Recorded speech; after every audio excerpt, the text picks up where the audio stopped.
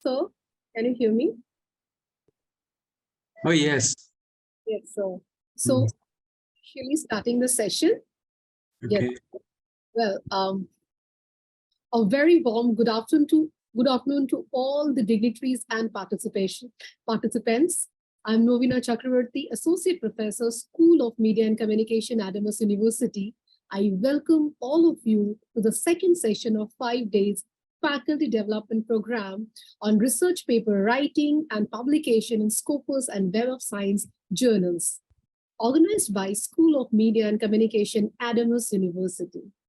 Research is a study where we discover new information, innovative perspectives, whether it is for STEM or non-STEM subjects.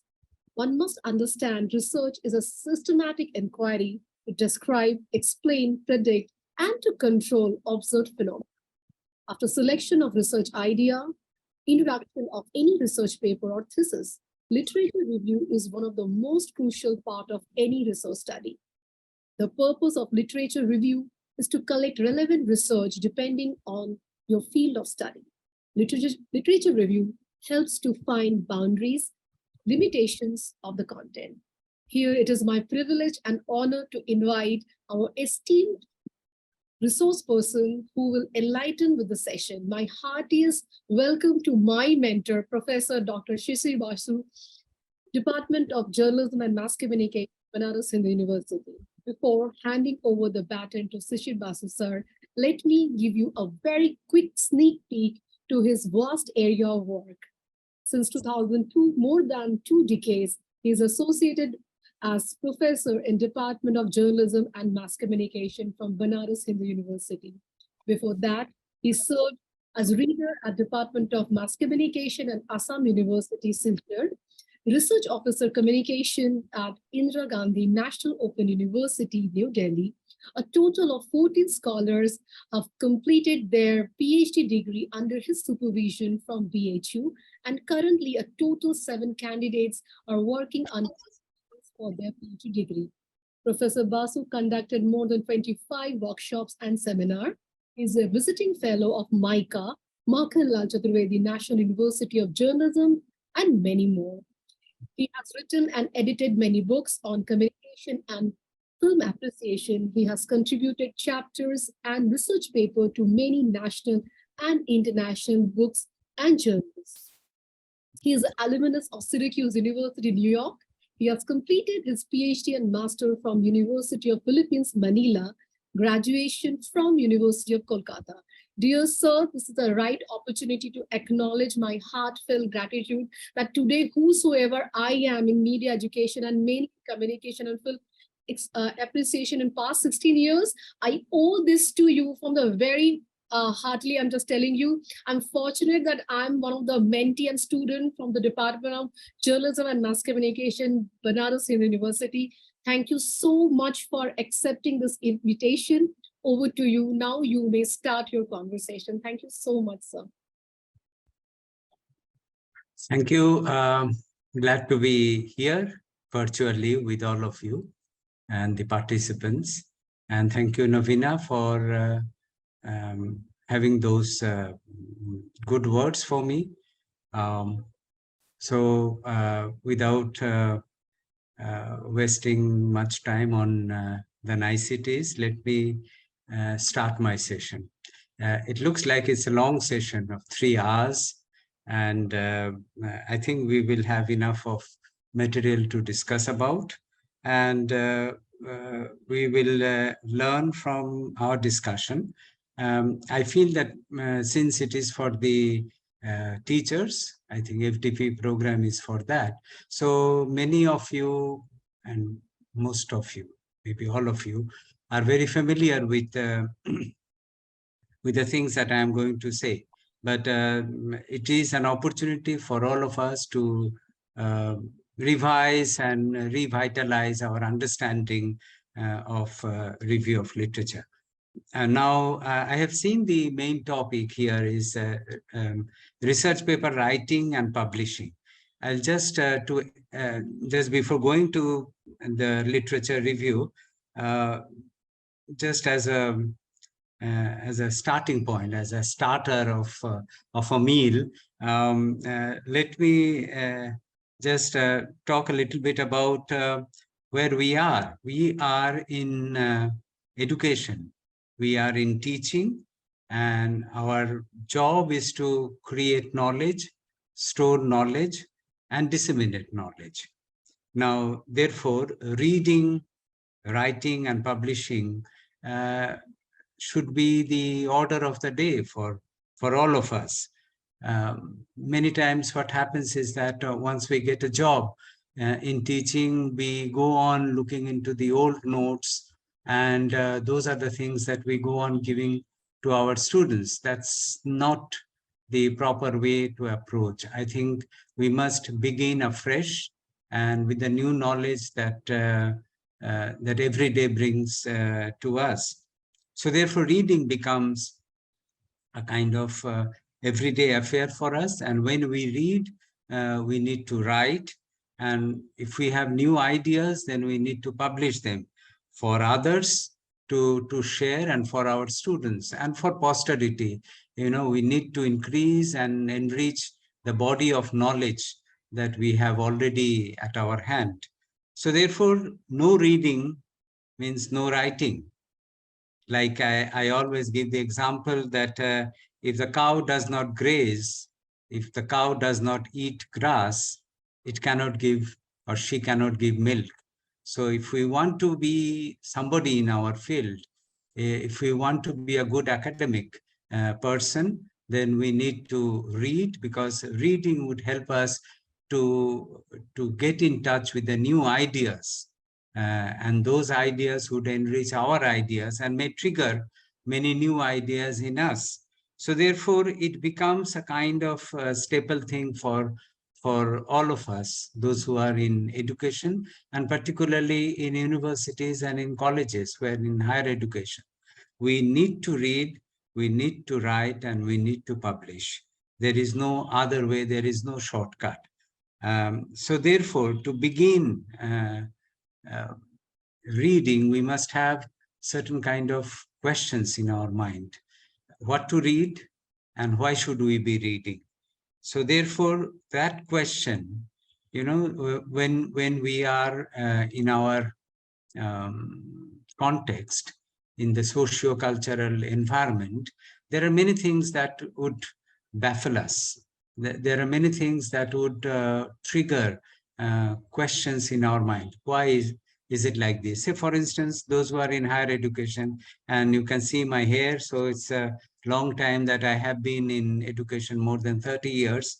So I always think of that there are many things that are wrong, but there are many things that are good also. But many things that are wrong would bother me, and their questions would come. Why is it like that? And how can we have a solution for that? Therefore, the question becomes paramount important. It's the touchstone. You know, one has to have questions, and once you have question, that will lead you to seek answer for that question. No? And therefore, you are going to read books, you are going to discuss it with people, you are going to watch maybe films, you are going to you know, find out an answer for the questions that has come, or the questions that are in your mind for which you are going to seek answer for. And that seeking action would take you to various sources. And that's the beginning of research. So therefore, without question, we cannot go for you know, research. And that means we cannot create knowledge, we cannot store knowledge, and we cannot disseminate knowledge. So the questioning mind is extremely important. And therefore, since we are in this field, we need to have questions. Old question should be answered in the new light, and that should go on. Refining of knowledge, enriching of knowledge, and disseminating of that knowledge to others is our duty. You know? Now, another point is that since it is on writing, many people would be saying that, you know, what sort of writing? Is novel writing? Is research writing? Is academic writing, are they the same? Probably not. There are different kinds of writing, but broadly speaking, we have two types of writing. One is academic writing. The other one is general writing, like literature, for entertainment, for information. But do not think that they do not educate also, like newspapers, television, radio, YouTube nowadays, all platforms that we have at our disposal, they all teach us, but in a different way. Whereas academic writing is something that is very formal. The other one is not so formal. Academic writing has got a chalked out purpose. There is objective that we need to keep our mind fixed on, and it's very focused. Like, say, for instance, in formal writing or general writing, you can digress, you can come back again and go out of it. But in academic writing, you need to be very focused. It's something like having blinders in a horse, focusing on the objective for which you have set out for writing that. Also, for academic writing, you are targeting a kind of level of people that you have it in mind. Those who are in the academic arena, those who are in the area of creation of knowledge. So more of at the cognitive level. It requires a little concentration, trained mind to understand your writing. So therefore, cognitive level readers who are at the having certain level of education, and those who are writing. In fact, when we write for academic purposes, is actually we are addressing our community, those who are also into research and also in academic. Academic writing is also very precise, to the point. It has got appropriate style also, writing. Like, you cannot be very informal in that one. Also, there are many technical terms that we use. Those are to be explained and used very judiciously. The structure will tell us it as to how to approach, and it has the boundaries laid out. You really cannot go out of the boundaries. Also, you must understand that when we are doing academic writing, we are dealing with ideas, and many times these are not our ideas. We have taken ideas from other authors, other books, other texts, and these are to be acknowledged. And the difference between a thief and a scholar is that a scholar would always acknowledge, from where he has taken it or she has taken it, even if it is not the quotation, but even the idea, they may say that in such and such book or in such and such article, you will find these ideas which have been discussed. So that's the difference. And we are all in academia, and so we are not thieves, I am sure. So we are to acknowledge the ideas of others, the text from which we have taken. That's very important. I think if you do not do that one, you will not belong to the academic community. And it's simple, it's clear. Now, whereas the writing for general writing, say for newspaper, novels, short stories and all, they have structures also. It is not that you cannot do away with the structures, but they are quite flexible, whereas academic writing is not that flexible. Now, when we are writing, when we are into academic writing, I'm saying all these things because that will help us to understand what review of literature should be and how they are to be approached. Say, for instance, what sort of categories of academic writing that we may have is very descriptive. writing means you describe. Say, for instance, a scientist has gone somewhere, maybe environmental scientist, and he or she needs to describe only the context, the arena that she or he is in. So description of a city, maybe those who are in ethnographic study or urban planning, they would go for that kind of writing before they go to the other areas. So description is something that that should be uppermost in your mind, in our mind. And what we need to have is a very strong pen.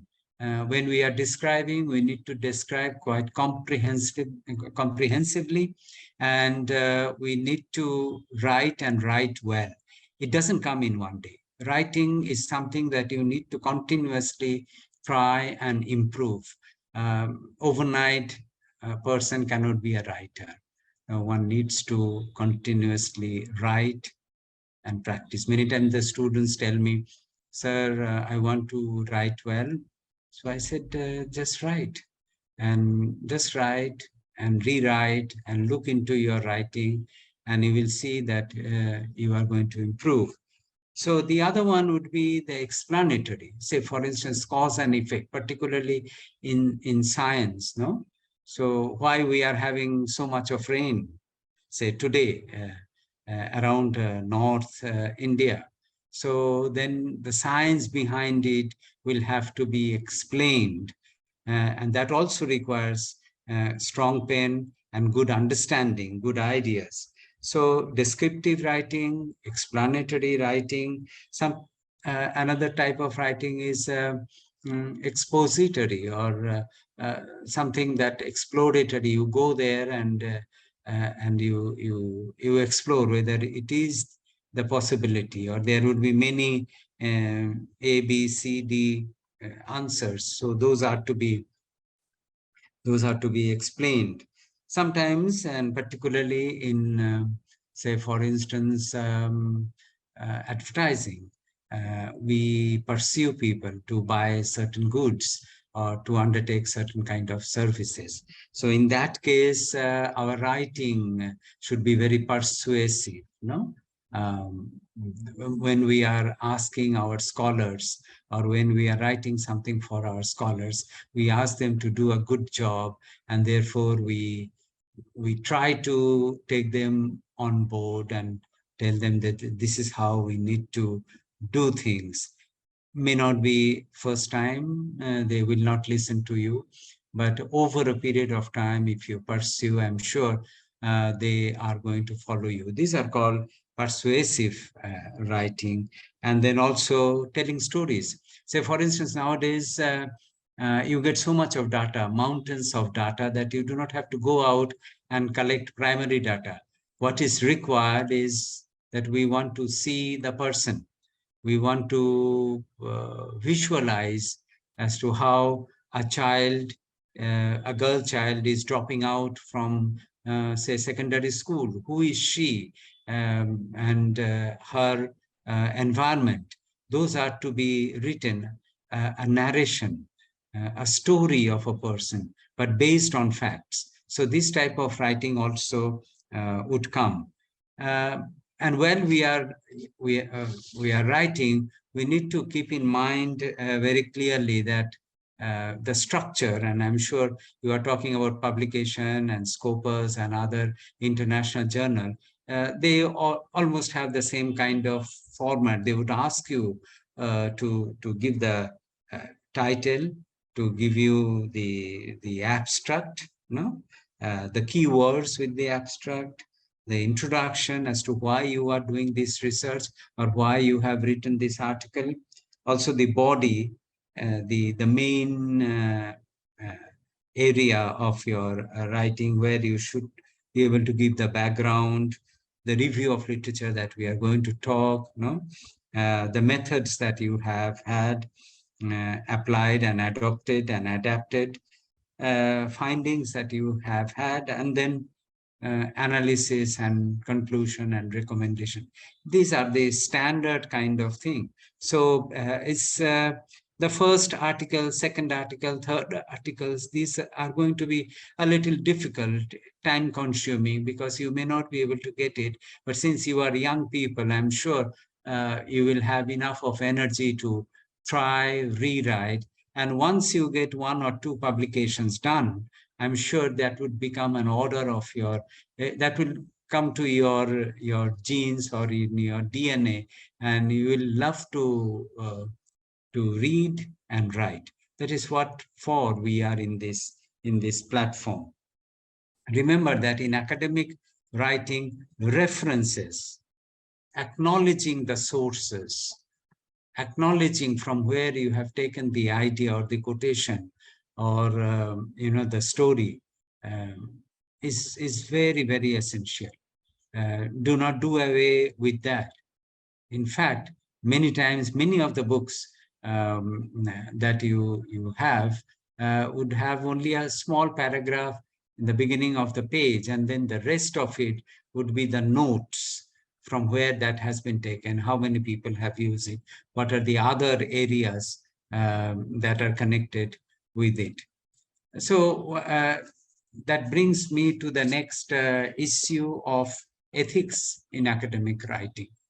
And as I was telling, that if you are borrowing, if you are taking it from somewhere, acknowledge it. If you do not do it, then you are a thief.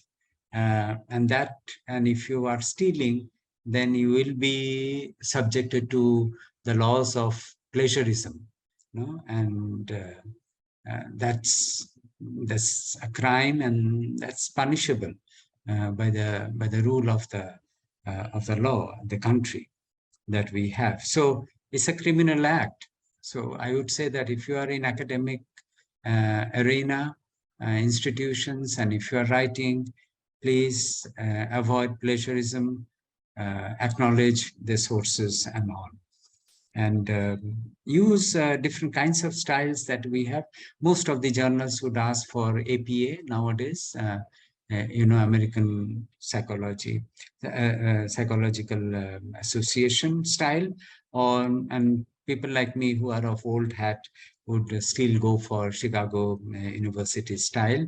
I prefer that because I find that is more comprehensive, and it asks you to give on the same page. So if you're writing, it comes in the same page, so immediately you can look into from where it has been taken, the sources. Okay. So with that introduction, so it's with that background, I would like to come to now today's topic, and that has been assigned to me to talk about the literature review. It's very important, and in fact, it's research. And let us begin with, I'm sure the organizers who have said that I must talk about literature review, they also probably not forgot, but I'm sure they have it in mind as to review of literature. So one is literature review and then review of literature. Is there any difference between the two? Many of my scholars and many of the scholars that I have seen would be using it synonymously. It's literature review and review of literature would be the same. Yes, notionally, probably, yes. But since we are in academic and we need to go to the fundamentals, to the genesis and the differences, even if they are subtle difference, we must have a good grip on that. So that's why I'm saying that, is there any difference? When we say literature review, that means a piece of literature that you have reviewed. And what are the things that you would look into? You start with the theme, the methodology, the findings, and the conclusion, the way it was drawn. All these things are written in the article, and you visit them, you read that, and you critically find out the good points as well as the bad points, the teaching points and and the points that are not so teaching. So that is one piece, a book maybe, an article maybe, and or a short story or a novel. Even films are texts, and therefore you can analyze a film, write the film, and review it. But when we say review of literature, it is something that that you need to have literature texts that are available on a particular topic that you are now investigating or doing research upon. So it is more than one. It is a kind of, in a platter, you have many articles, books, films, all visuals, all those things in a platter, but thematically they are connected and you are looking into it because that theme that you are investigating would have relevance to all that. And at the end of the day, that will become review of literature. So review of literature is pluralistic in nature, and literature review is the beginning, is one. And many literature review put together, string together, would give a review of literature. Okay, I hope I am very clear about it. No, so if it was in conventional, then I could find out from your body language that whether you have understood that or not. But I take it, and at the risk of repeating, let me say that we start with review of literature. That means 1, 2, 3, and we go on searching. So that's the next step. That is there any similar text available? No, literature. That is the second step. And the third step is the review of literature. So literature search, that once you decide that I am going to work on, say, new way of farming, okay, new way of farming. So that's your theme, that's what you have thought of. And then you found a book, you found an article, today how it is being done. And then as you move, you have one literature after the other, put them together, arrange them, and then you need to have a huge write-up called review of literature. So what is the process of doing that one? Many times, and I must tell you very frankly, that many of the research guides, particularly for PhD students, teachers would say, go to the library and list down 100 books related to your topic. And then they go on, because the person has said, your guru, your guide has told you, so you go to the library and list down 100 books. And that becomes your, at the end, references. Please do not do that one, even if your guru is saying, you must have an interest in that. Look for the articles, look for the books. And I would always advise, do not go to the book in the last century of the 60s and 70s and 80s. Go today to today's book, how it is today, and then go on backtracking as far as you can go. Say, for instance, we have spent almost 23 years, 22 years of this century. So do not say that I'm referring to a book which was published in 1960. I'm not saying that you should not. There are very good books, and I'm going to tell you about those. But I would say that start from now, the latest, and then you go backwards and try to find out the relevant books, read them. So first is searching. You must have the desire to find out as to what is being written about that particular topic that you are interested in. See, you are at a very good time, no?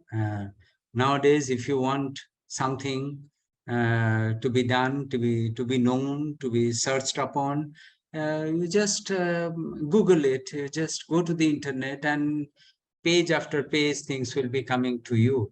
For us, even for a page or two, I remember in Kolkata, I had to go to the National Library to find out, say, one chapter of a book. Go there, search for that. First of all, going there would take, you need to change 2 or 3 buses, and then go to the library, see whether the book is available or not. And if it is available, take it out. And most of the time you read and take notes, because you would not have the photocopying machine there. Nowadays, everything, even your smartphone, you don't have to go to anybody for photocopying. You just click with your smartphone and you have it at your hand. This is the blessing of the time and blessing of the technology. Utilize it fully. So I would say that search for it, which would take very little time. And once it is done, read it. Do not go for cut and paste. Read it comprehensively, cover to cover. Many of our students, many of our scholars, those who are in the academic nowadays, do not read a book from cover to cover. If you love your profession, if you love academic, if you love publishing and writing, you will be reading from cover to cover. And sometimes you need to review them. No? Do that. Your love for reading should be there uppermost if you are in this profession. So searching and then reading is very important. Read it comprehensively, as I have said, cover to cover. And you ask yourself how many books you have read last year, or how many books you have read in these 7 months that we are in this year. No? And once you have done it, go on taking down notes, and you will see that you are going to have a certain kind of idea as to what the book is all about, what it is aiming at, and what it is saying. And once you do that, and you have laptop nowadays, I'm sure everybody, so go on typing. You will have permanently, you do not have to write and lose your loose sheets here and there. It's there in your computer. At any moment, you can just click and see whatever you have written or the points that you have gathered. So after reading one piece of literature, analyze it, keep it there, and try to connect with whatever you want to work on, your problem or your research issue, And also, while you are doing that one, evaluate from various points of view, from the content, the manner in which it was written, the manner in which it was presented, and then at the end, you should be able to summarize. Like I always tell my students, sometimes say, sir, your class was very good. And I said, can you tell me in 5 sentences whatever I have taught without looking into your notes? If they are able to say, then I believe that yes, my class was good. Otherwise, I don't believe. Those could be, only sweet talk. Many times the students do that one, but do not be taken up by that. Ask them whether they have been listening to you and whether they are able to give you the good points that you have told them. So it's very important. We start with a review of literature, then search for articles, books, and all, and then move on to review of literature, which should be comprehensive. It should continuously search for it. It's not easy. It's not the kind of things that your friends, those who have done already, would be saying, that go to the library and list down 100 books, and then you cut and paste from here and there, and then you will have review of literature, 15 pages, 20 pages. No, you need to write. You need to write, you need to understand, you need to have the analytical mind, use it. It's a very good machine that we have, and utilize it properly. No? So we search. Even I would say many times the students said, when should we stop review of literature? I said, the day you submit. Because till then, if something new comes, if something is there, include in your review of literature. So search for material, literature review, and review of literature. These three steps must be kept in mind. As I have said, searching is something that you need to be continuously doing. Reading that, you should not say that, oh, I have done my work and I'm tired, I cannot go back to it again. If you want to experience the joy of doing research, then you will go back. You will search for new things, okay? So searching, reading the material, analyzing them, evaluating them, weighing them, summarizing them very briefly. If somebody asks you, what is in that book? And you should be able to say in 4 or 5 sentences. Because if you have read and read well, cover to cover, without losing any pages, skipping, shuffling through the pages, pawing through the pages, you should be able to tell. And if you cannot do that one, then your review of literature will be less as far as quality is concerned. No? The idea of review of literature is to have a good grip on the area of research that you are doing. It's to have a comprehensive, so grasp the whole thing. No? That is what is needed. So after doing a good review of literature, you should be able to know and tell through your writer as to what has been done in the past. And as I have said, review of literature doesn't mean only one author. Review of literature means many authors in that area are comprehensively saying this. And there are many aspects of it, and you were able to write them, put them in writing to yourself. So you should be able to say that it will give you the objective of review of literature, that I have gone through these articles, I have gone through this book, I have seen these films, and this is what the content is. What? It answers the objectives for you. The second thing is, when you are doing review of literature, is the methodology, the manner in which they have written and they found their data. So the first one gives you the objective. The second one is how they have conducted their research. How? And when we say how, it talks about the way they have collected data, organize their data, analyze their data. So it talks about the methodology.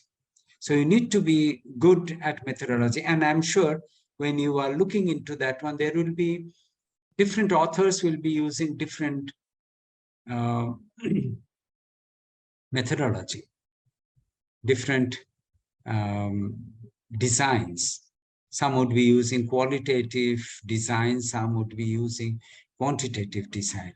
And all these designs have to be understood, and you should be able to say, oh, this design was so good because I feel that this is what was wanted. No? And what has been concluded from the findings? What was it?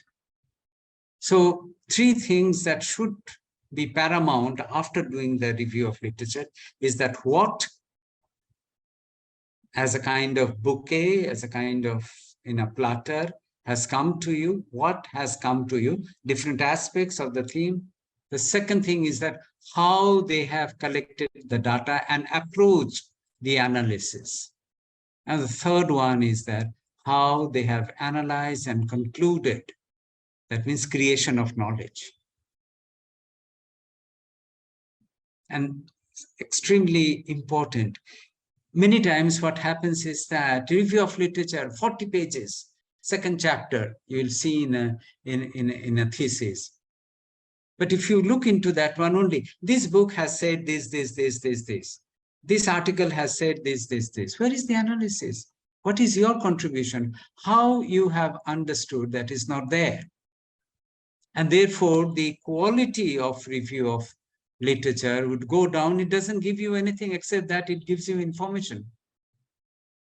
We want information, but we also, you have to take it further, information plus analysis, plus what we are getting, because that will goad you, that will push you to your research objectives and your own research, because you will know what has already been done.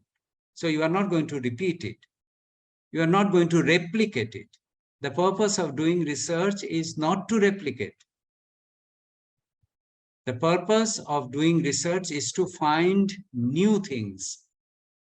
The gaps that have been there existing in spite of all these scholars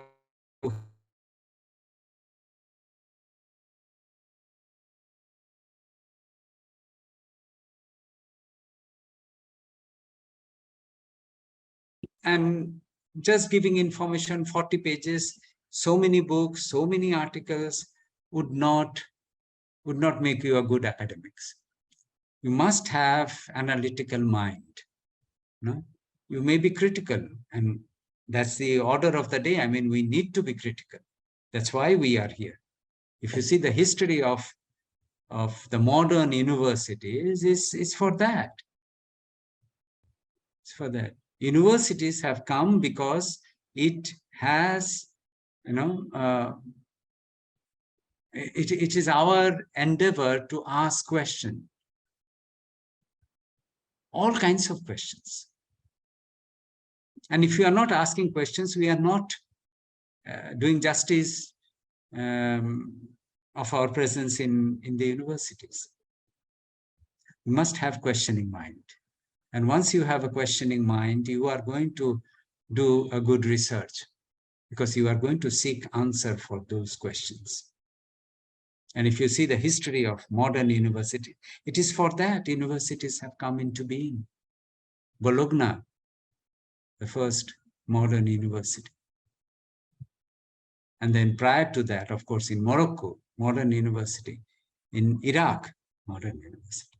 Do not think that, it was only in the West. Okay. So good comprehensive and good grasp on whatever you are doing, so that you will be able to move forward. Without that, I'm sure you will not be able to do a good research. So review of literature is something that is so important. You will have to take a lot of time.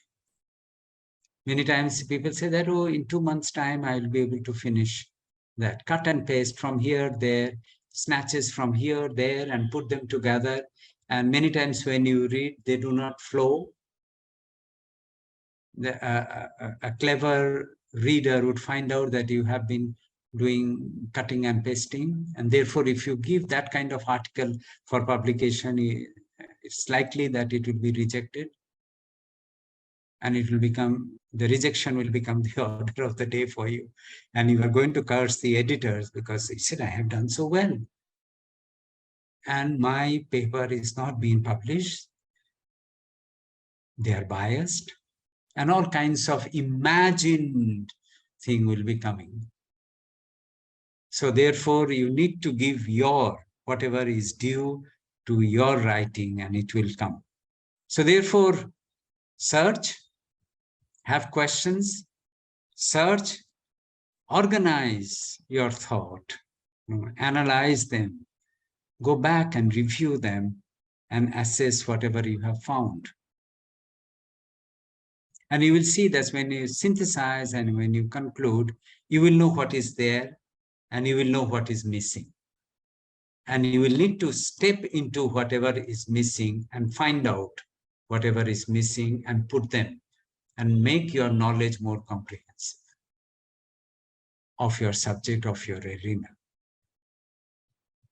Now, many times students ask sir, I want to do something on Shakespeare's drama. There are so many things, no? I think around the world in the last 400 years, Shakespeare's work has been studied. You know, every continent, every university, not only of English literature, but of other departments too.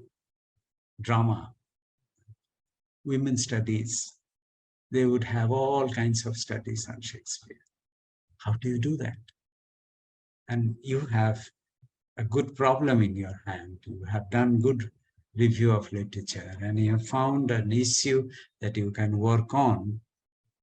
But you will say that, sir, if I do the review of literature, it will take my whole life.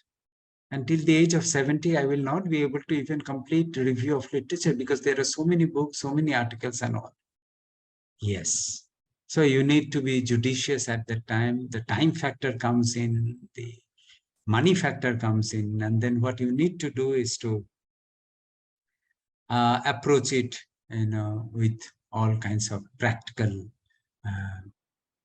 steps. There are different ways of doing it. One is chronologically. Many people would do it date-wise, decade-wise, century-wise. So that's one way of cutting through. Say, for instance, if you want to do a study on Indian films and particularly Bollywood films, now we are producing about 1,000 films a year.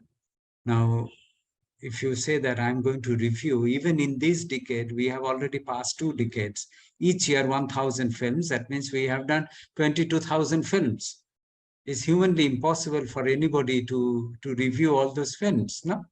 So then we find out a way of doing it. Means that, okay, my area is, say, women empowerment. And women empowerment, what are the films that have come? Nowadays, internet, and they will give you a list of films.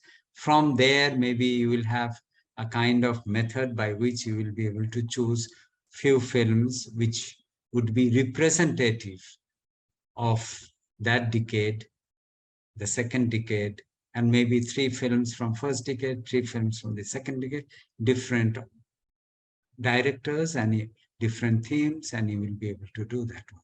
So that's one way of approaching dates, decades, centuries. So that's chronological approach, because literature available would be too huge for you to handle.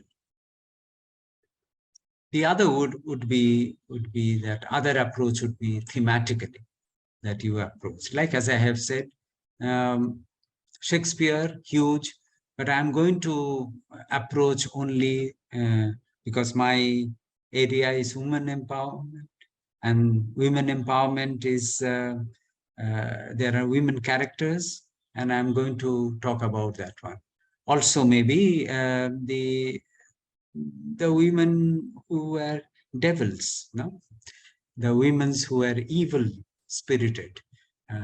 So you identify those and you can then look into the literature. So thematically you are not going into drama, you are not going into other areas.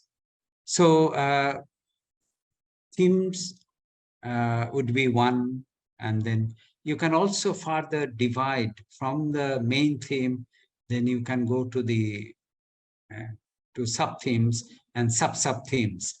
So it will depend on you how well read you are about that area, and therefore reading becomes paramount. Chronology is one, themes would be one. Also, many times what happens is that how the themes have been approached by different authors. When I say approach, I'm talking about what they wanted to understand. So many times we talk about quantitative approach and qualitative approach. These are approaches. Within approaches, there are designs, and therefore you need to understand. Many times students would say that, I will have qualitative method. qualitative is not a method. These are approaches. That means you are going to collect data, but this data would be described and not quantified. No, you are not going to use the digits or the numericals to communicate your data. So approaches are to be understood.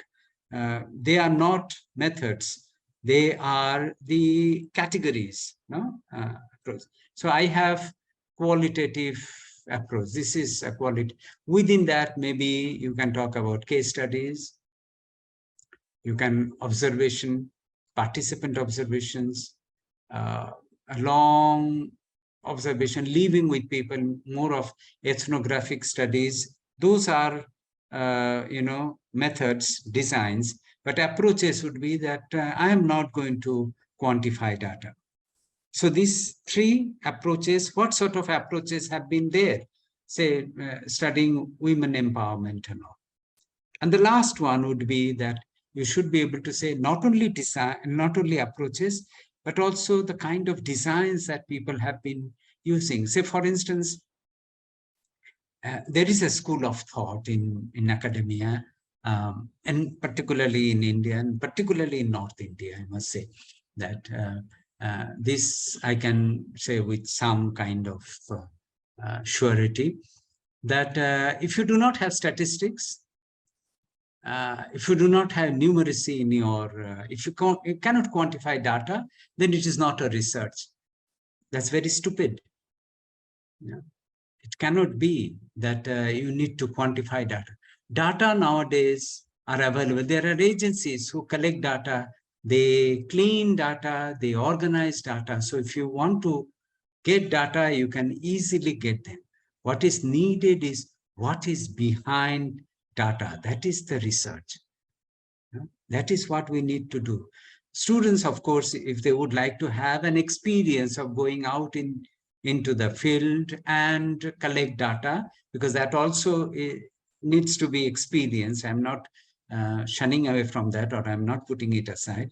But I must say that is just for research that you need to go out and collect data, and the other data would not be good, would not be believable, is not correct. I think data are available. What you need to do is to learn the art of deciphering this data, peeling off the data and find out what is inside, what is behind that data. And therefore, qualitative research is as good as quantitative research. Okay. One need not look down upon qualitative. In fact, I know the international agencies now, they have got enough of data, the numerical data. What they need is the story. Students are dropping out. Girl students in North India, they are dropping out from schools. Why? I would like to have a story. Say, for instance, you say 46% dropping out. It doesn't say anything. Tell a story about one particular girl student who has dropped out and why he has dropped out. More of narrative and ethno-narrative approach, so that we can see the face of that girl. We understand her emotions, her feeling, her impediments, the difficulties that she faces. And it will create compassion in us, so that we will be able to come up with better policies and better steps.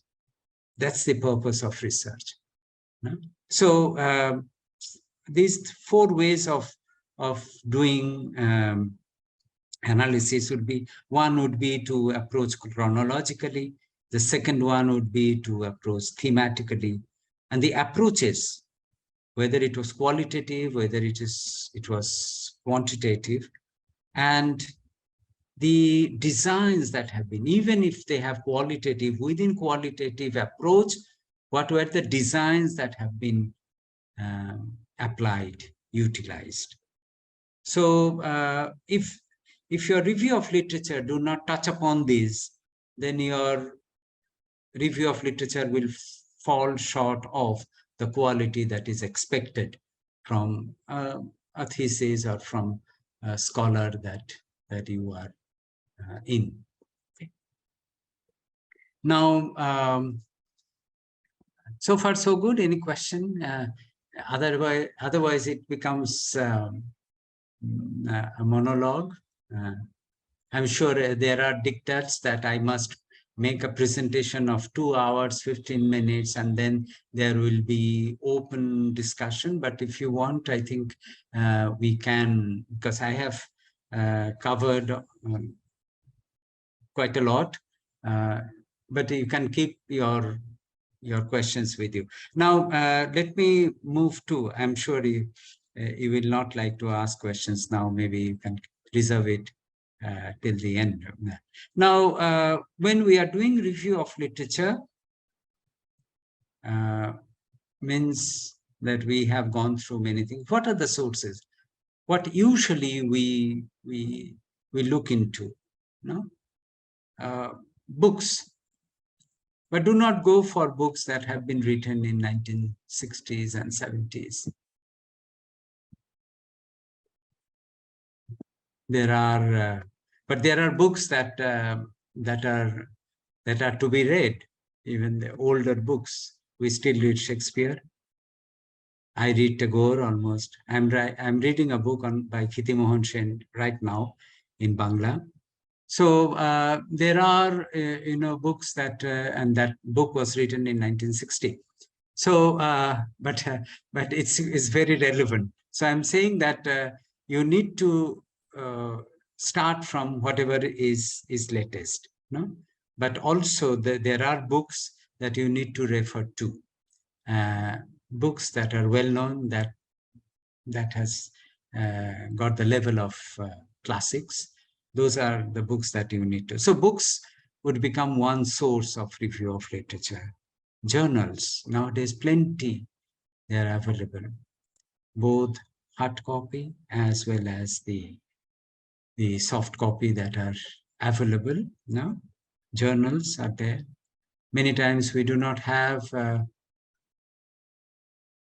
we do not have access to it, but I'm sure big libraries, university libraries will be having a lot of journals. And if you become a member of it, say for instance, if you are in the university, then you should not have any problem, because main library will subscribe to many online journals, which could be very beneficial. And have the habit of reading whatever is latest. That will keep you updated and make you current, so that when you are taking classes and all, in the class, you should be able to refer to them. The students would have a good impression about you. Take it from me, and they would know that you know the latest, and they would approach you, and you should be able to help them out. That's all that we are for, because in any university, in educational institution, students are the center. Without them, we lose our professorship, we lose our teachership, because students make us teachers, our professors or whatever. So therefore, they should be helped. No? And to help them out, you need to help yourself and get yourself updated. So read newspaper clippings. Many times we get a lot of issues that come up, information, and also many analysis, like the articles that come up in many of the newspapers, say for instance, Hindu and all, the columns, you should be able to read them. They are very relevant, particularly OP8 page and the business standards. If you are interested in economics and the business of the time of India, then you should be able to read them. Newspaper clippings, and also make the students read those. For your own research work, you should be able to have newspaper clippings. Different files should be there. Your area of interest, who knows, maybe you are interested in technology and the development of technology. So any news that would be coming about the technology, just cut it out, clippings, keep it. Maybe after 6 months, you can review them and write an article on that. Research foundation papers, like FICCI in India, they come up every year with research papers about our own,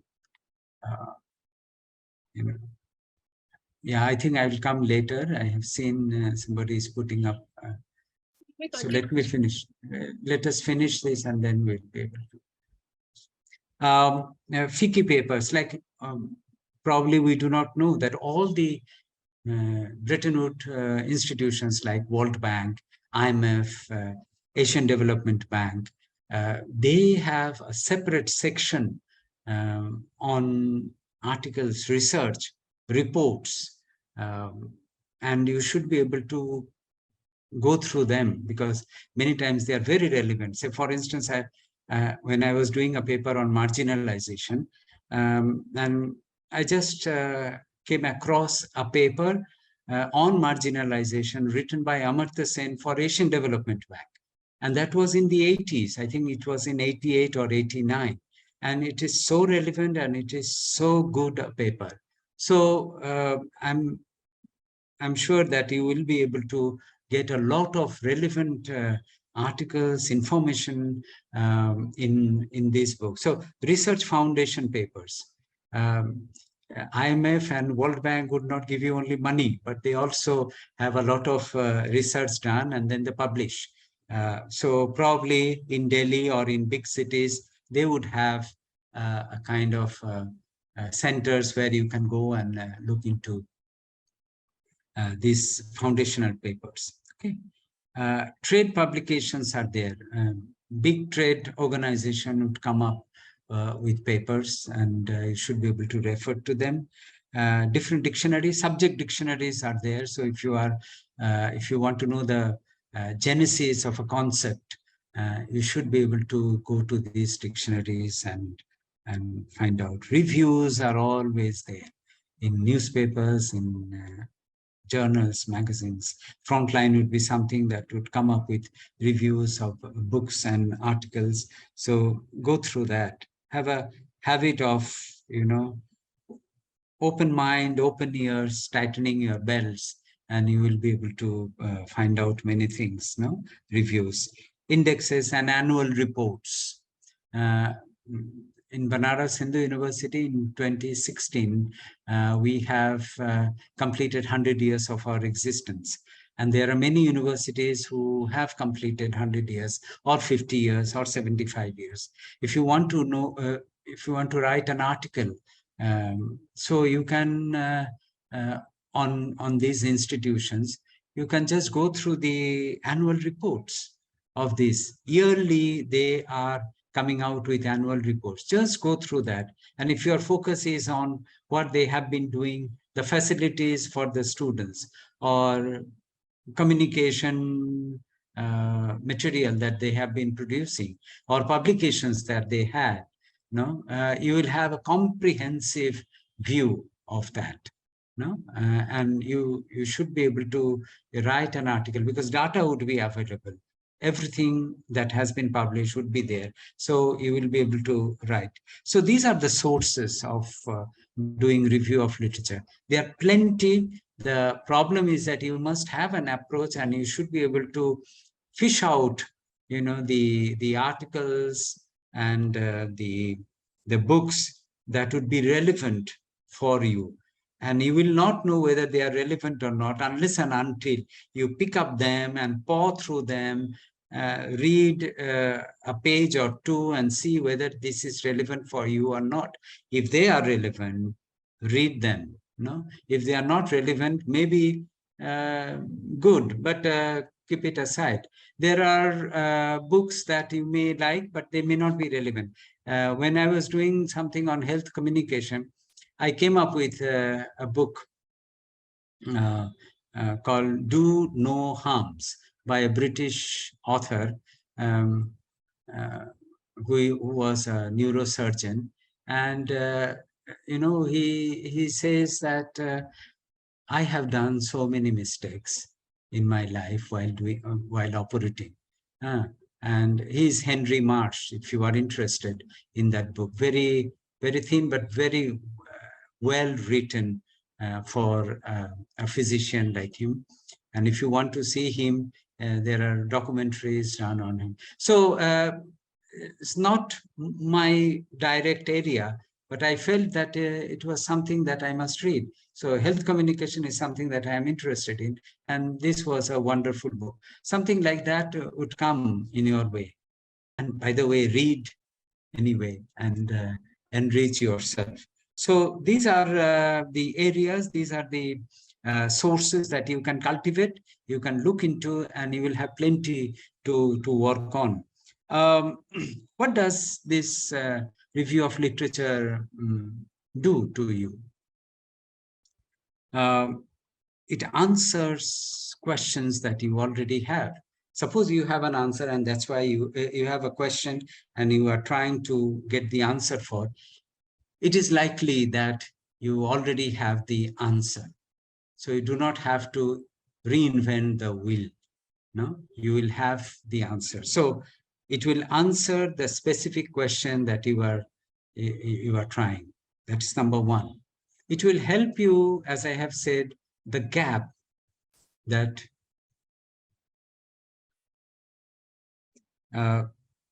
yes, I will do that. Somebody is saying that later on, I think I will have enough of time. So refine your research questions. Okay. Refine your research questions. If you do it, then you will know what questions. Oh, I put this question, but I have got the answer. But can I have this question now? So it will goad you. It will help you to have the right kind of questions to ask. It will also give you a lot of literature, because you have read already, you are unable to use in your review of literature chapter for your thesis or for your article, but it will be a reservoir for you. And who knows, later on, you will be able to fish out something from your reservoir and write an article. So reading and keeping things, keeping notes will never go to waste. So it will help build different files, thematically and sub-thematically. So it answers the questions that you already have. It will help you to refine, sharpen the questions that you would like to put. It will help build reservoir, sub-reservoir. And while you are doing it, since you have been seeing that different authors, different scholars have used different methods, you are going to have an appropriate method for your own research, because you have been exposed to different kinds of designs, different kinds of methodologies. And so you will know that for my research, I am going to have this research methodology, this design, because this is going to help me to do a good research. And also, where does my research stand in the continuum? That, okay, this research, say women empowerment has been done, this. Now, in that, there are so many things that have already been done, but it was not done, and I'm going to do it. So it plugs in a new arena, more knowledge to already that has been built on. So these are the things that you can already have if you do a good review of literature. It will answer specific questions. It will refine your questions, sharpen your question. It will help build reservoir for posterity, for later on that you can use. It will help you to have to choose to zero in on a particular research methodology for your research. And the last one, you will know how you will be able to position your own research. So it gives a lot of benefit when you are doing review of literature. I think many times we take it lightly, and we miss the boat, because once you do review of literature nicely, you are going to have an article already from your review of literature. You can cull out from your thesis and publish it if you do it properly. If you do not do it, rightly, then you will have to work on. Many students do that. Many scholars do that. They go back to it. It becomes painful. So I would say that take the pain, take the time, and do a good review of literature, because it has got plenty of benefits that you are going to have. Now, in addition to whatever I have said, that it answers your specific questions, refines, help build different reservoir, suggests appropriate methodology for your research and positions. In addition to that, it will also help you to find out, is the topic that I am working on now for my thesis, is it doable? No? This is the time this will dawn to you. Is it doable? Is it too broad? Or is it too little? All these things will be thrashed out by yourself only, because this will come to you. Is the topic too broad or too little, too narrow? Should I expand it, or should I shrink it, and all that? And many times you will see that can the problem that I am looking into, can it be really investigated? Will I be able to do it? And this question will come, and you will get encouragement from all the reviews, because you have seen how the other scholars have done their work. And that should encourage you to do something that seemingly may be difficult. No? It may look a little difficult, but you will be able to do it. So the data that you are going to get, should you go out and collect new data, or the data that the agencies would provide you will be good enough? Or should you have a case study in order to support the data? You need not repeat whatever has been done, but you can say that I have this, but I want to establish this one so well that I can have cases to support whatever has been said. Like, say, for instance, I was saying that that in the north, and I'm sure around the country, after COVID, many of the girl students have dropped out from middle schools. There is a study that one of my scholars is doing now, and there are various reasons for that. And you can do another study, and in some districts in Bihar or in Madhya Pradesh or Tamil Nadu, and come up with almost the same kind of conclusions, because those have been already done. But it would be nice if you take up cases, one from Bihar, one from Madhya Pradesh, one from Chhattisgarh, one from Tamil Nadu, one from Kerala, and see how these cases shape up and how they support why people are dropping out. The cases would help you. It will add new dimension. It will enrich your research. So the data that you have already can be there for analysis, but in addition to that, you are having a new approach like case studies. Also, you will see that, okay, I thought that it was an earth-shaking problem, but now after doing review of literature, I find that my problem is no problem at all. Should I drop it? Maybe. Should I think anew? Yes, that's an opportunity for you to do good research. Also, many times we are so taken up with whether it can be generalized or it's specific to a particular district that I have worked on.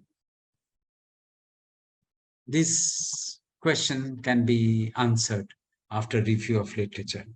And also the costs and time. Most of the scholars nowadays would have some sort of financial help from one source or the other. I would say that, but still it's difficult many times if you are not getting GRF and SRF, or if there are no agencies who are helping you out. So that is to be looked into. And also every project, whether it is PhD or whether it is UGC, whether it is ICSSR, everybody, even UN, UNICEF, UNESCO, they would give you a time frame that we want the report after this date or on this date. So everything is time bound, and therefore you must cut your cloth accordingly. No, you must know that how much to bite, no, so that you can chew. Is extremely important. That many times we want to do mother of all research. I have seen that, you know, scholars would say that this is going to be the study that nobody has done. I think that is to be avoided. No, everybody thinks that I am going to do mother of all research. My research is going to be the topmost. My suggestion is that approach simply, do a modest kind of study, but do it thoroughly. And that will teach you, because this is the first step of learning how to conduct research independently with a little guidance from your supervisor. So cost and time will have to be, you know, looked into. And once you have all these things, you will have a kind of approach that will ask you whether you should go out to the field and collect more data. And if you're going to collect data, what sort of data you would require. No? And therefore, you need to see to it that what latest work has been done in your review of literature, and then backtrack and follow all that we have discussed so far.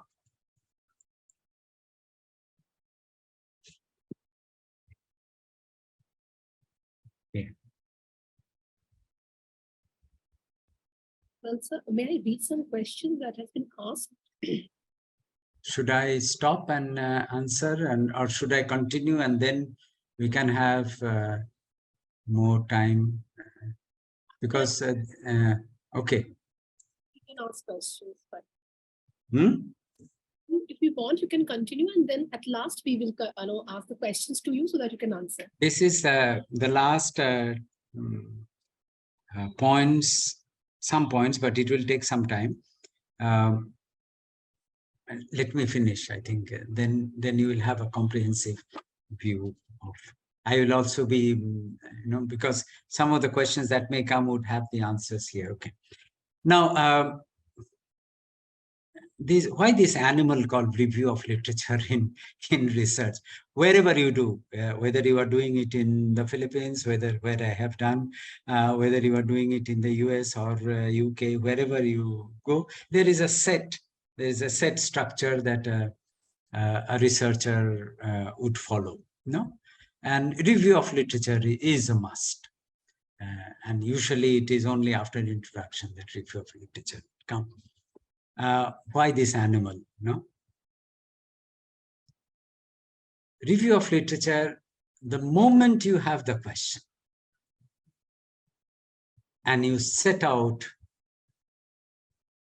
to find out the answers, you are already in research mode. You are already in research mode. So review of literature itself is research. Okay, because you are reading, you are collecting information, you are organizing the points, you are analyzing them, and you are concluding on that. So it leads you to do more. It's the beginning. So therefore, review of literature is to be taken very seriously. When you are doing review of literature, it brings you in contact with so many other research scholars, different minds who would speak to you through their work, their thoughts, the way they have approached. You will know them more. And not only one, you are going to, if you have done 10 books, you are going to have 10 authors who would be speaking to you. That enriches you, that broadens your mind and deepens your understanding of the subject. So it connects with so many people. That's why I always feel that reading books means that you are interacting with another mind, and it's essential. It makes you knowledgeable. Also, it helps you to see how people have been approaching a problem from different angles, from different paths. And thereby you enrich yourself. When you do review of literature, no one else is enriched, no one else is benefited except you. You benefit all the benefit that should be accrued through review of literature is yours. You will be able to transform your understanding of the subject in no time. So makes you very knowledgeable. Also, I think it goads you, it pushes you to do more.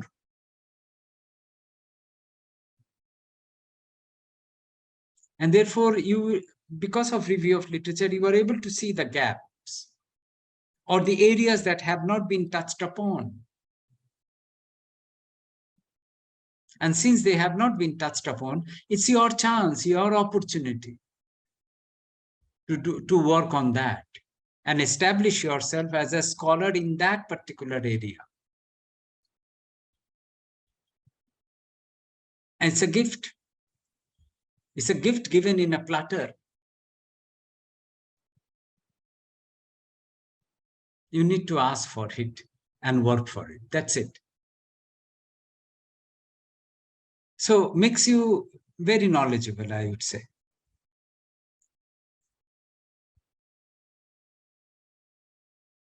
Review of literature done in such a way that immediately you can publish. I mean, you do not have to wait for the whole thesis to be over. If it is done properly, you will be able to publish it. Many of the scholars, they don't go out and collect data, primary data, quote unquote field work. They will be looking into all articles, meta-analysis, जिसको हम लोग कहते हैं. We talk about meta-analysis on a particular topic.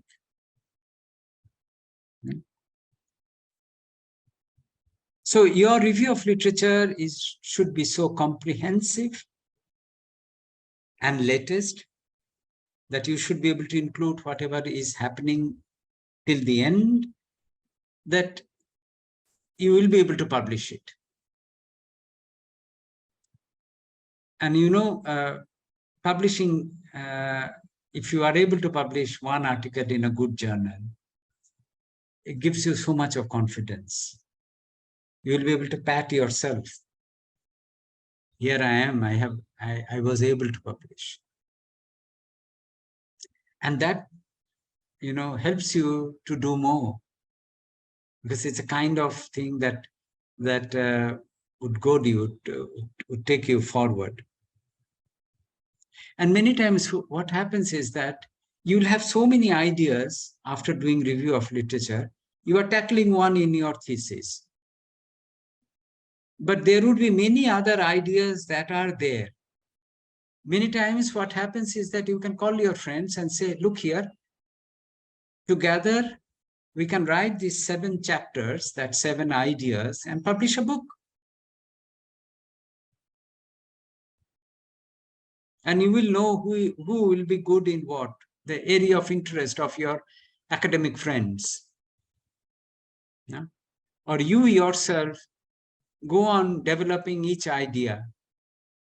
And at the end of the day, you will have 7, 8, 9 chapters, articles, anything from 10,000 to 12,000 words for each.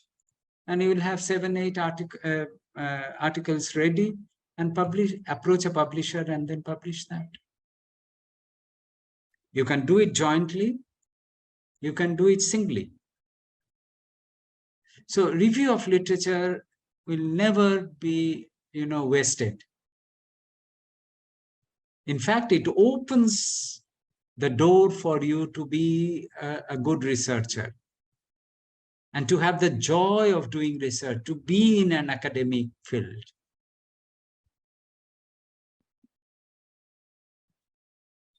And this will have to be understood. And you can, the understanding will come only when you do it.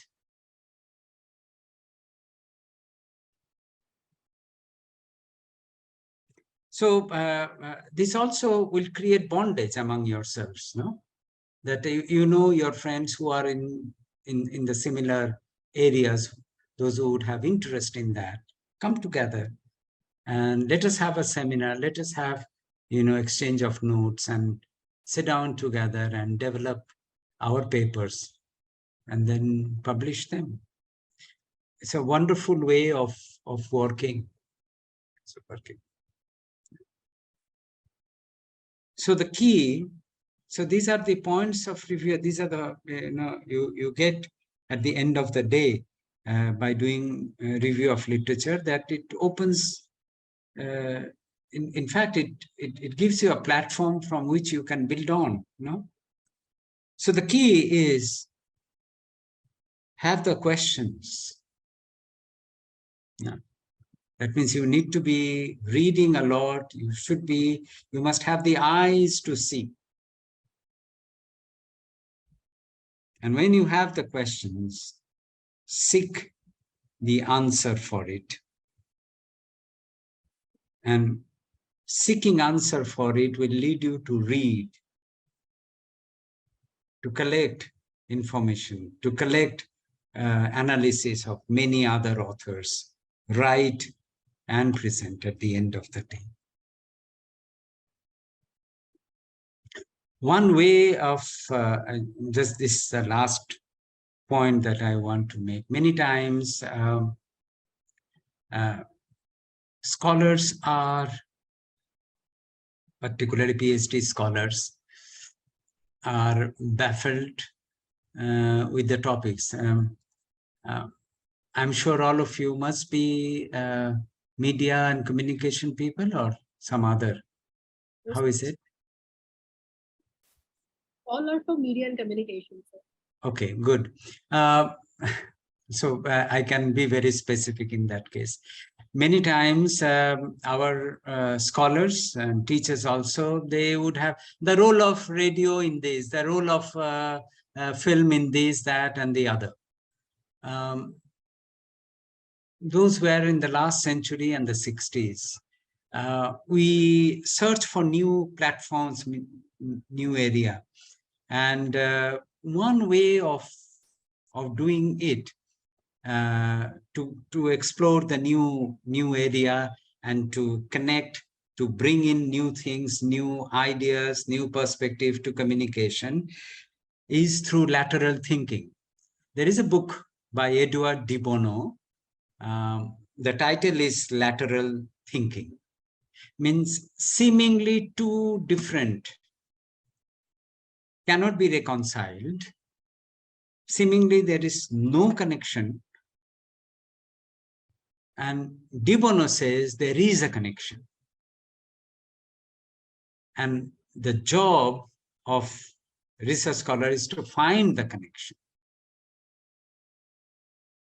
And once you are able to do that, so therefore your approach is that it looks that there is no connectivity, but there is a lot of connectivity.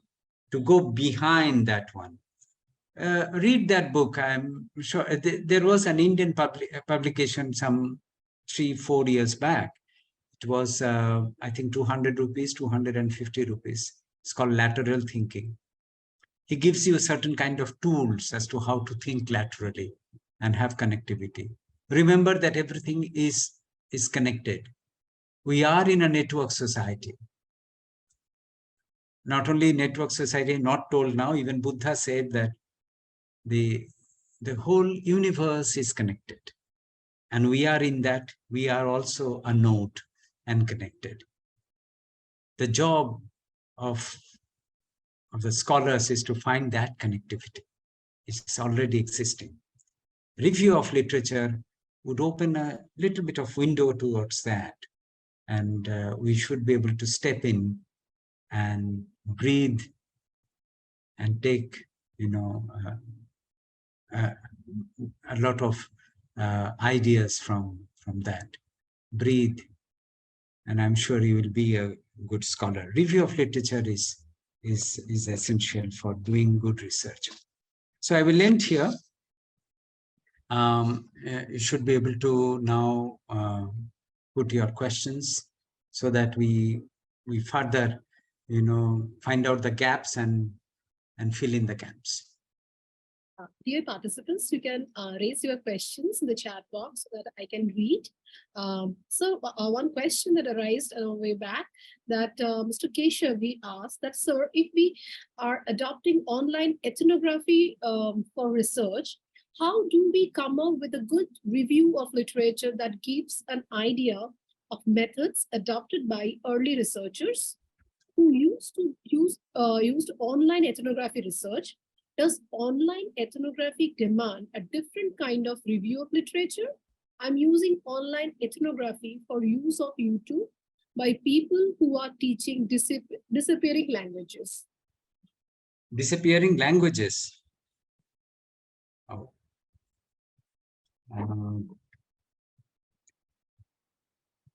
You need to find out whether people are using that language at all in the platforms that you are talking of.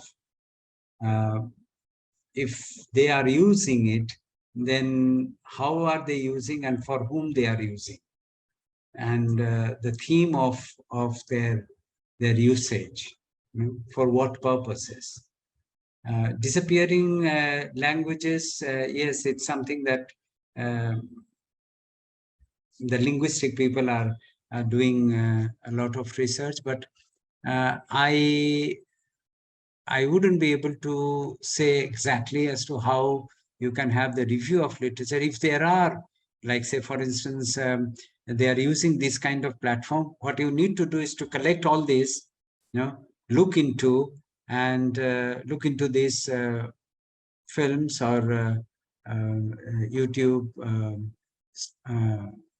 posts and analyze them from language point of view and the purpose for which they are doing. Is it that they are trying to teach the language, or is it they are recording it so that posterity will be able to look into this one and still can go back and refer to that language before they disappear completely? One needs to find out the purpose of this.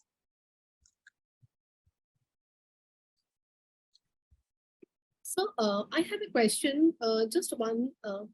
Yes, sir, I'm in language spoken by tribal communities which don't have government support, textbooks or teachers in the government schools. Some do it because they want to record it or because they feel some pride in their mother tongue. He has just replied to it.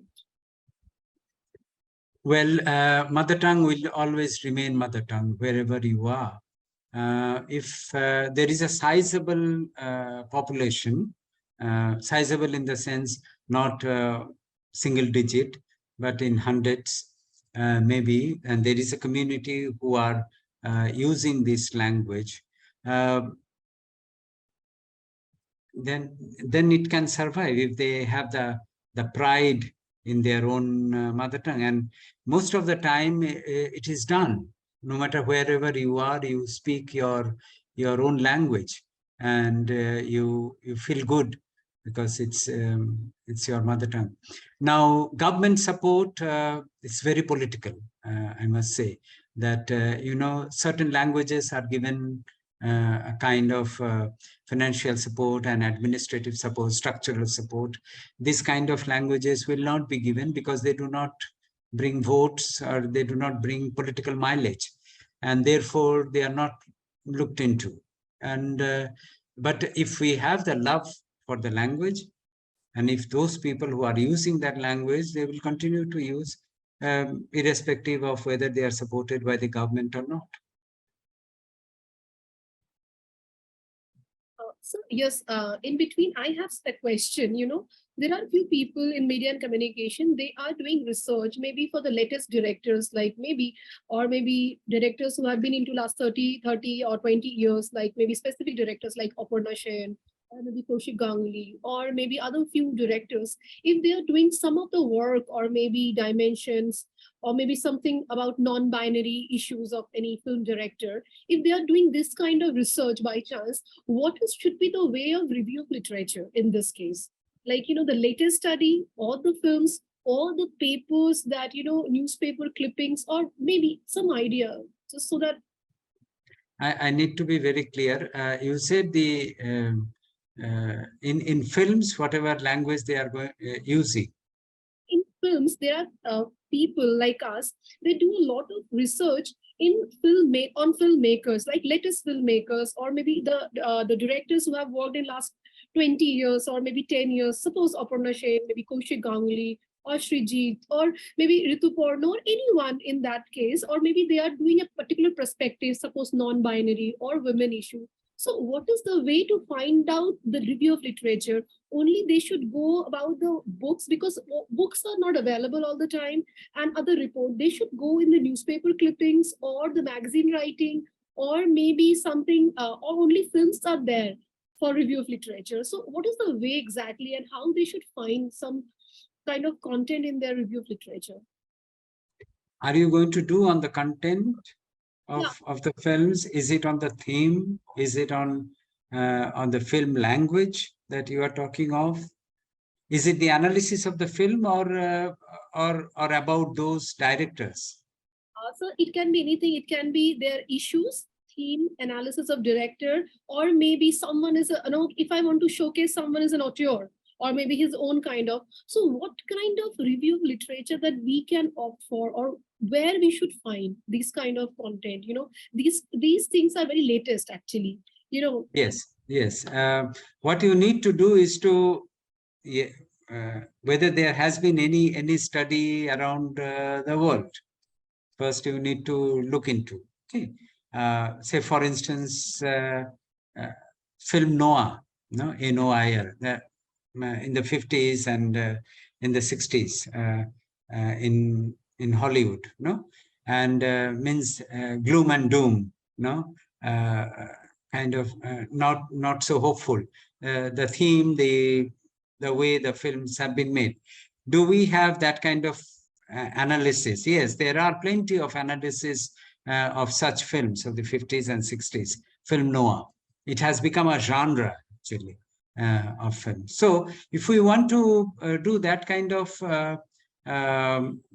study, then we can draw from the analysis that has already been done, say with Hollywood films. Can we take some perspective from those films and analyze the films that we have?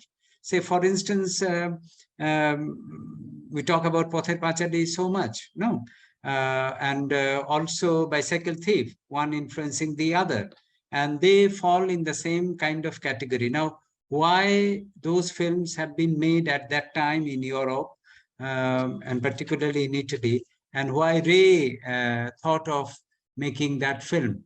The reason may not be the same, but yes, there are similarities of the situation that Ray had and that Desica had. No, so you can draw from those. So there are always, analysis of these kind of things that have already been done. That is number one. Number two is that the best thing is to go to the context in which these films were being made, or films are being made now. No, if you want to be very current, no. So the context, that is socio-cultural, technological milieu, environment that we are in, and they influence filmmaking. Like they influence the theme, they also influence the technology, they also influence the dialogue that we have. No? So all these things will have. So the context analysis will become very important. Somebody was asking about ethnographic study. Yes, context right now, what is happening, or whichever film you are going to take, or whichever person you are going to study, the context in which he or she lives will have to be looked into, because we are made of the socio-cultural milieu that we are in. And the values that we inculcate would be reflected then through those. Okay, so thank you, sir. So one question is by Ms. Akriti. Accessibility to a lot of research books and articles is difficult in India, especially for research scholars. How ethical is it to access literature from websites such as Project Gutenberg or Z Library? Yeah, I think we are using that. We are using internet, but you need to give the when you have access to this, and the whole address and the article and the website, all this will have to be given in detail. And I don't think that it will be difficult for you if you go through internet and say that you have accessed this article in such and such web page, and that's it. It's done. Is acceptable. Another question, that given that we are reading a number of sources, how should we organize and record our literature reviews? As I have said, they're searching, looking into the books which are thematically aligned with your research project. If something is not aligned, suppose you are looking into FMCG problem, and then you are talking about swimming, and you are talking about water, and you are talking something, the navigation in the river or the dams, then it is not relevant to you. It is not connected. Though De Bono would say there would be some connectivity, but for the time being, I would ask you not to look into. So your theme will be the North Star for you. Your theme should be able to guide you which book to read and which not to. Any other question? Anyone? So before wrapping up the session and vote of thanks, I just give a quick sneak peek that what have been taught by now. So just before starting, I remember one word from you when you were taking our dissertation class. You taught us one word, that's brainstorming. The finding out one's topic and how your brain storm your brain to think many and multiple. It's just way back 2006. I'm just recalling that word, brainstorming, and I can relate it to that in right now in review of literature, and that's a key thing that you are doing. And the best part that he talk about that, one thing is, in review of literature is reading. If you are reading, then there will be some of writing. So if no reading, no writing, it cannot happen. So sir talked about a lot of academic writing and normal writing, and how academic writing is purposive objective, and we need to be very focused, and you need to understand the level and the targets. I know how we are defining. So talked about a lot of, dealing with ideas, new content, whether it is descriptive, exploratory, explanatory, types. So writing and rewriting can give you a shape of review of literature that we can project for. And the best part is that he gives an understanding and differences between that review of literature, literature review, and literature search. And it's a very clear and distinguished understanding, whether the review of literature gives you a pluralistic understanding, and that's a very crux and important part that he taught us right now. So review of literature is a lot of, find out, starting from the latest and to the oldest, is that it's a very interesting thing that we have, connect through. Sir talked about a lot about idea about how to conduct a research or objectivity through maybe different approaches like qualitative, quantitative, and it can be chronological after all those, thematical, and how we take up to that. It should be analytical so that we can conclude the things. So he talked about how to find out your research articles. Apart from books, we can actually find out a lot of yearbooks, IMF, writing, financial paper, Economic Times, articles, a lot of op-ed, a lot of editorial that we can go for. So literature reviews always, gives you an understanding. It benefits you after all. Whatever you are reading, conducting for yourself, that is, you are benefiting to it. You can see the research gap. Review of literature can guide you how to see your research gap you can write, and it gives you an understanding how to ask question, what is the question, so that in question you can get your answer through your research and the process. And that's give you identification how to find out how to develop your methodology after doing your review of literature. So thanks a ton, sir. For vote of thanks, I would like to request my colleague, Dr. Sharmila Kayal, to give a vote of thanks, and it's really being so enriching. So Dr. Sharmila Kayal, are you there? Can I just speak a few words about brainstorming that you have said? Yes, it is called brainstorming, but it is also called concept mapping. What happens is that scholars, before doing their research, or suppose you have been invited to write an article and present an article in a seminar, and you have been asked to write 4,000 words or 3,000 words, and you have been scratching your head and biting your pencil for hours, and you say what to write and all that. Once the theme is ready, is given to you, what you need to do is take a piece of paper and write whatever comes to your mind. And you will see that no idea is big or small. No idea is important and unimportant. Every idea is good. What you need to do is to put them on the piece of paper and then organize them thematically, area-wise, and then you will see that all the things that you have written there would make 3 or 4 good articles. It comes because if you are reading, and if you are, say, for instance, 25 years old or 30 years old or 30 and much older like me, you have been reading, you have been interacting, you have been cultivating a lot of ideas. So the moment you sit down with a piece of paper and calm yourself down, you should be able to produce, right in that A4 size paper, a lot of ideas or concepts that would come. And you will see these concepts can be put together, gathered together under different headings. And these headings would form your sub-themes and themes and all that. And you will be able to write a good article on that. In my research, lectures, I usually take one period, like one session of 2.5 to 3 hours to do the concept mapping with the students, so that they would know how to do it and how to organize one's thought.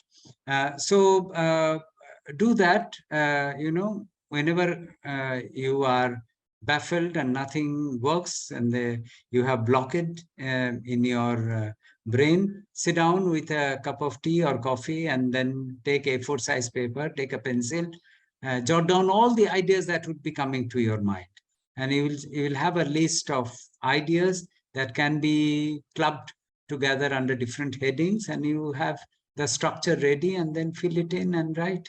That's it. This is how it is done. I wish we would have a kind of, in the conventional mode, then a session could have been done in writing itself.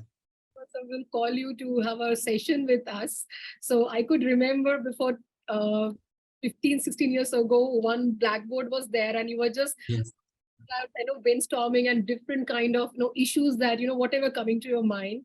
So that's what I have done my dissertation under guidance. So in between, just one question that arises. So just asking you, so sir, what should be our orientation regarding the number of literature reviewed in our thesis? Number. Number.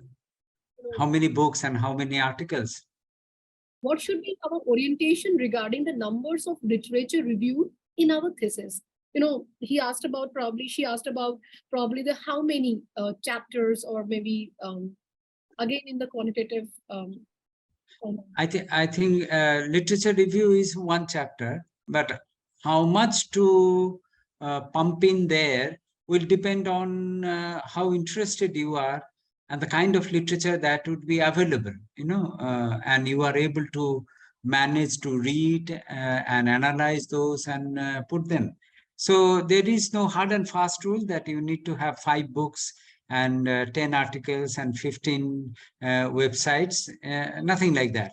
It's not a formula film that we find from Bollywood, but it's something that would go to you, there will be a time when you will feel that now I think it's enough. Now I feel that it's quite comprehensive and I was able to touch almost all the points.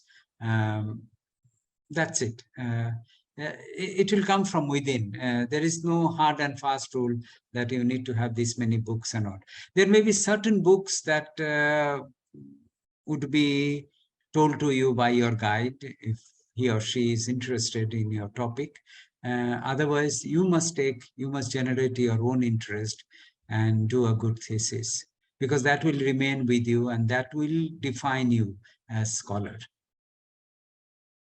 So indeed, it's a wonderful and very, very interesting lecture, and we got a really a quick sneak peek of understanding whatever we are doing in review of literature, and especially those who are budding researchers, scholars. They got a little understanding how and which kind of path that we should take, and which kind of understanding that we should have before taking care of review of literature. And the best part is that the distinguish between literature review and review of literature. It's really, really enriching. I'm really so much I'm thankful, grateful, and to you to be here and accepting this invitation, and all the participants they have written. The lecture is really enriching, sir. So one of the representative of Adamas University and plus your student, thank you very much for being in the session and give 2 hours continuously without any PPT. It's not that easy, sir, and